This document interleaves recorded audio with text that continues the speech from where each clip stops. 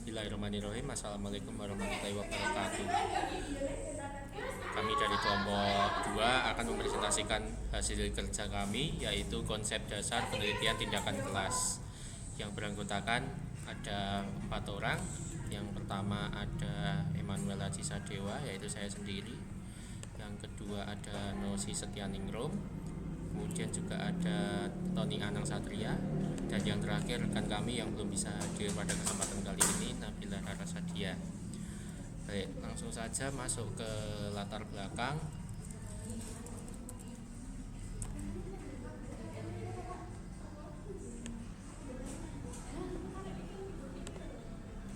Baik, penelitian tindakan kelas sudah sering dilakukan oleh para peneliti, guru, serta tenaga kependidikan. Namun hasilnya kurang dirasakan dalam usaha meningkatkan kualitas pembelajaran di kelas.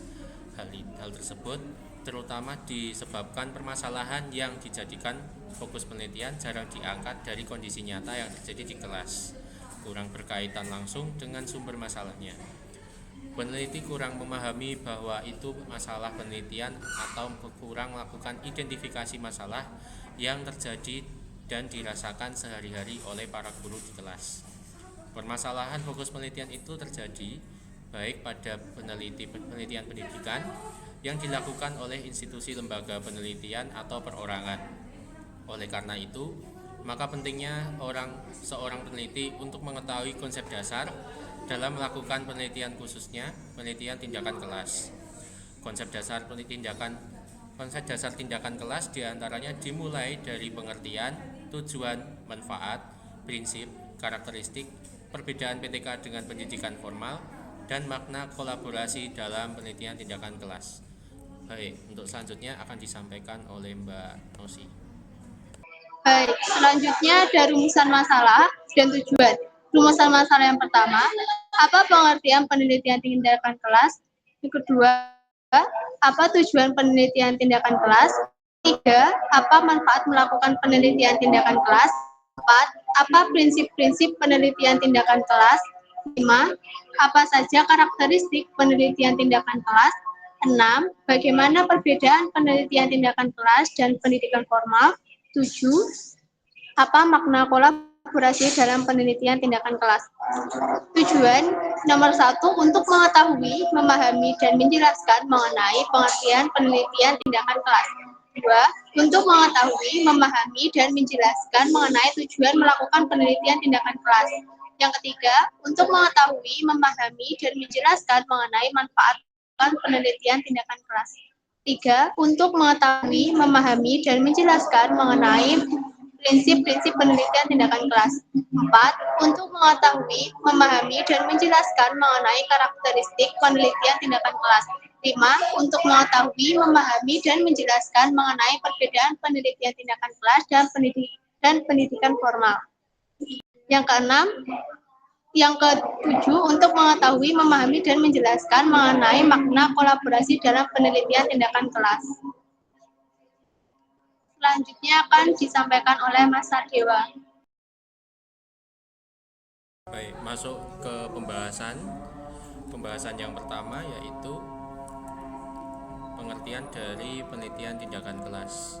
Penelitian tindakan kelas merupakan suatu pencermatan terhadap kegiatan belajar berupa sebuah tindakan yang sengaja dimunculkan dan terjadi dalam sebuah kelas secara bersamaan. Melalui PTK, guru menganalisis, mensintesis terhadap apa yang telah dilakukan di dalam kelas.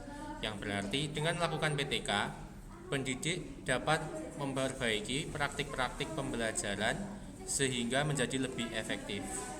Lalu untuk pendapat dari Mukhlis Riyadi pada tahun 2019, bahwa penelitian tindakan kelas atau PTK atau Classroom Action Research atau CAR adalah bentuk penelitian yang terjadi di dalam kelas berupa tindakan tertentu yang dilakukan untuk memperbaiki proses belajar mengajar guna meningkatkan hasil belajar yang lebih baik daripada sebelumnya. Lanjut ke pembahasan yang kedua.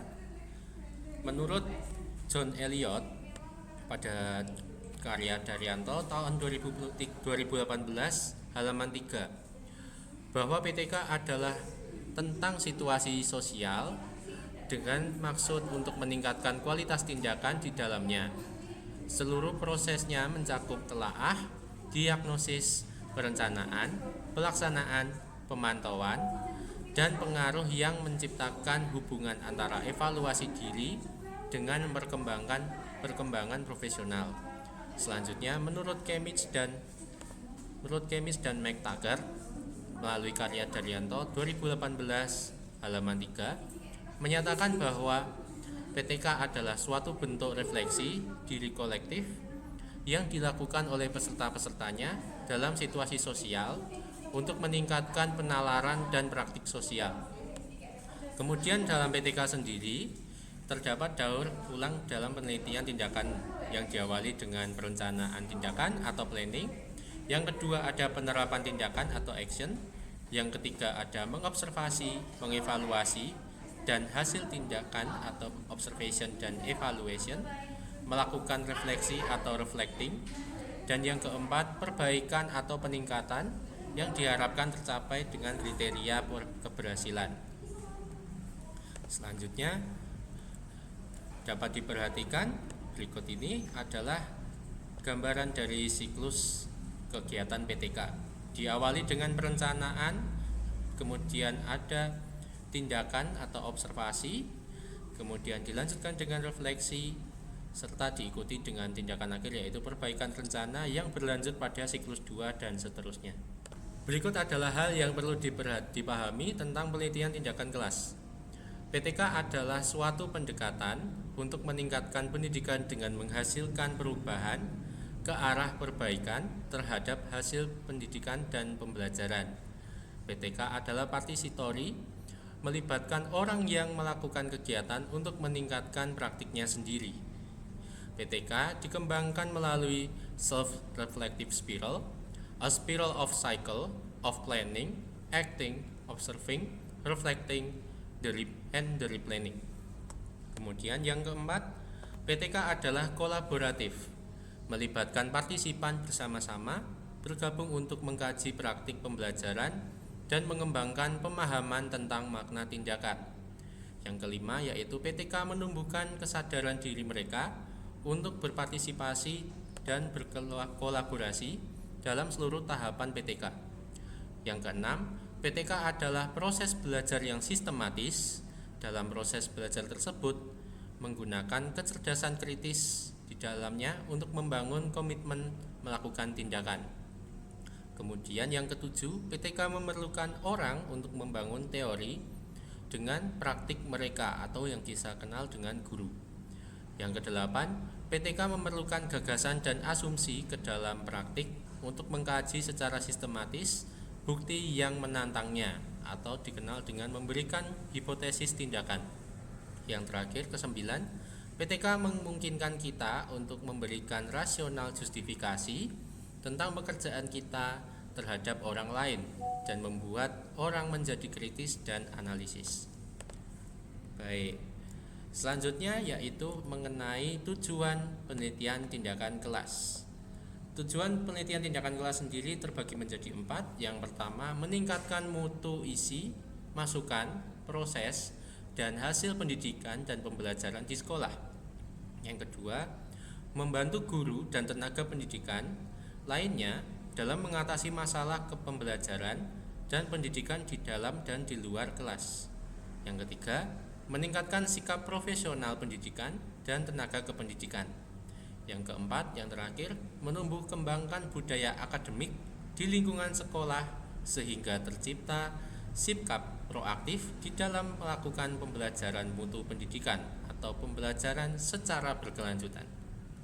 Baik, untuk selanjutnya akan disampaikan oleh Mbak Nosi. Selanjutnya, yang poin ketiga yaitu manfaat penelitian tindakan kelas.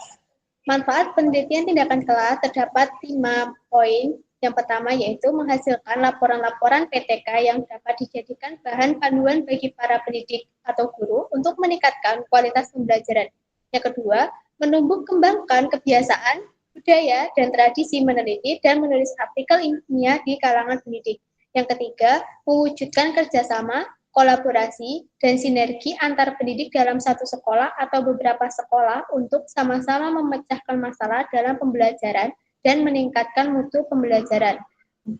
Meningkatkan kemampuan pendidik dalam upaya menjabarkan kurikulum atau program pembelajaran sesuai dengan tuntutan dan konteks lokal, sekolah, dan kelas. Yang kelima, terakhir, memupuk dan meningkatkan keterlibatan, kegairahan, keterkaitan, kenyamanan, dan kesenangan siswa dalam mengikuti proses pembelajaran di kelas. Poin keempat, prinsip-prinsip penelitian tindakan kelas. Prinsip-prinsip penelitian tindakan kelas, yang pertama yaitu metode dan teknik yang digunakan tidak boleh terlalu menuntut baik dari segi kemampuan maupun waktunya. Yang kedua, metodologi yang digunakan harus terencana secara cermat. Ketiga, tindakan dan pengamatan yang dilakukan tidak boleh mengganggu atau menghambat kegiatan utama. Yang keempat, penelitian pada dasarnya harus merupakan gerakan yang berkelanjutan atau ongoing proses. Kelima, permasalahan yang dipilih harus benar-benar nyata, menarik, mampu ditangani, dan berada dalam jangkauan kewenangan peneliti untuk melakukan perubahan. Yang keenam, penelitian tindakan kelas dilakukan berulang-ulang dan berkesinambungan sampai memperoleh informasi yang mantap tentang pelaksanaan metode atau cara yang digunakan dalam pembelajaran.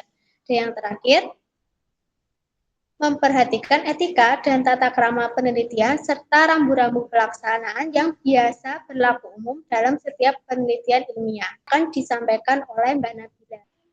Yang kelima, karakteristik penelitian tindakan kelas. Yang pertama, fokus penelitian pada tindakan yang praktis. Menangani suatu problema aktual pada setting pendidikan. Isu ini dapat berupa permasalahan seorang di dalam ruang kelas. Yang kedua, penelitian memiliki kegiatan praktis. Dalam penelitian partisipatori, mengalihkan pandangan pengamatan pada ruang kelas, sekolah, atau praktik pendidikan sendiri, bukan orang lain. Kolaboratif. Para penelitian kolaborasi dapat orang lain, misal para penelitian dari universitas atau kelompok asosiasi profesional. Yang keempat, suatu proses yang dinamis.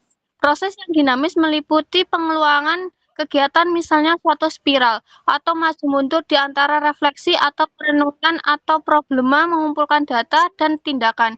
Yang kelima, suatu rencana tindakan. Penelitian tindakan merumuskan suatu rencana tindakan untuk merespon terhadap problema. Yang keenam, penelitian bersama. Penelitian tindakan melaporkan hasil kegiatan penelitian mereka kepada para pendidik yang selanjutnya segera dapat menggunakan hasilnya. Yang keenam, perbedaan penelitian tindakan kelas dengan penelitian formal.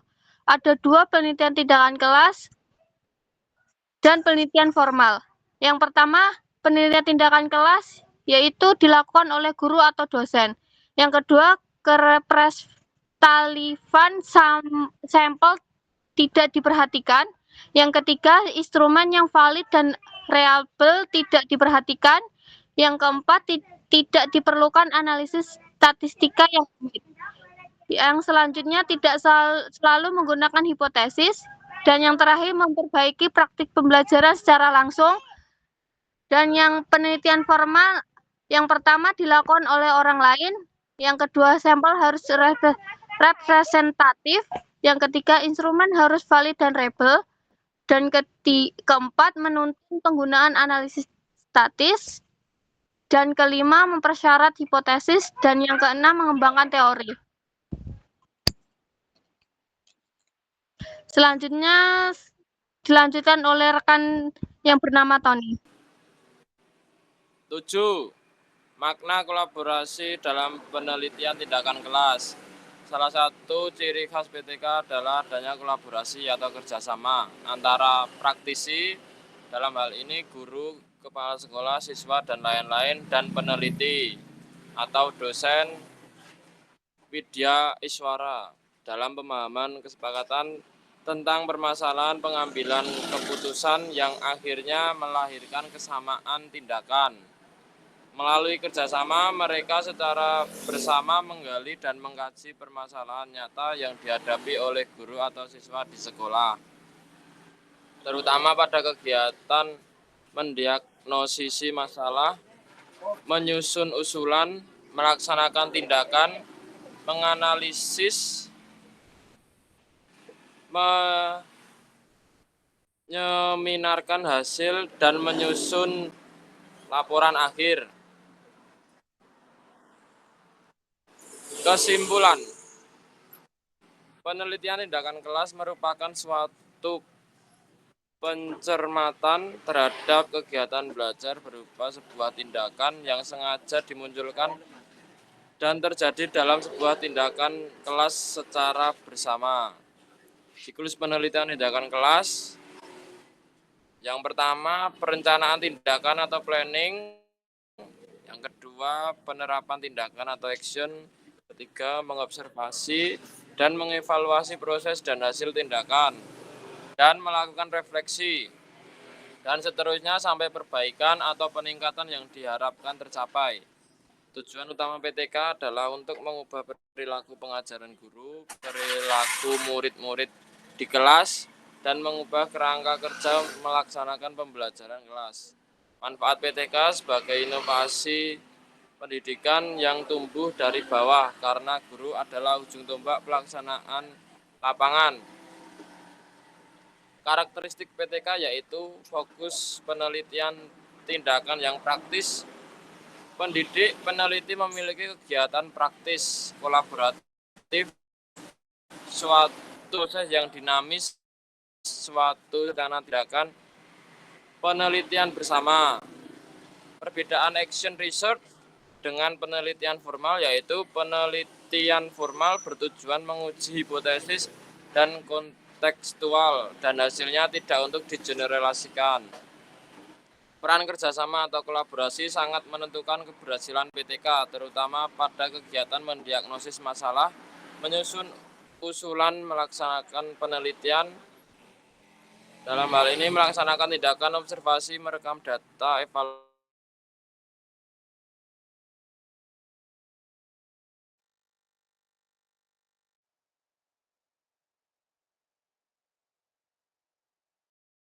Guru dengan peneliti proses PTK akibatnya dari validitas data. Terima kasih. Wassalamualaikum warahmatullahi wabarakatuh.